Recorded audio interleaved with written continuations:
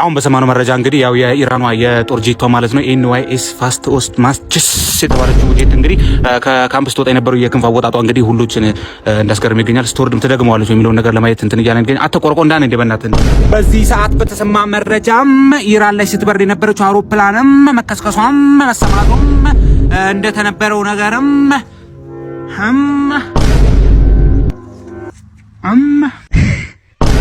አረ ሲዱ ኳላ ጎረሰብህ እኮ ምን ጎረሰ? ኳላ አላየሁም፣ ጉርሱን አላየሁም ነበር ነው። ይሄ ፕሮፌሽናል ወይ ነው። አበሻ አታውቅም። አይወል ፕሮፌሽናል ፋይተሮች ፋይት ከመደረጉ በፊት ይወል ከሳምንት ምናምን በፊት እንዲህ ተከቶ ነው የሚካሄደው። የራሱ የሆነ ታክቲክ አለው። አያ አሁን እነ ፕሮፌሽናል እነ እንትና ምናምን የሚጠቀሙት ወይ ነው።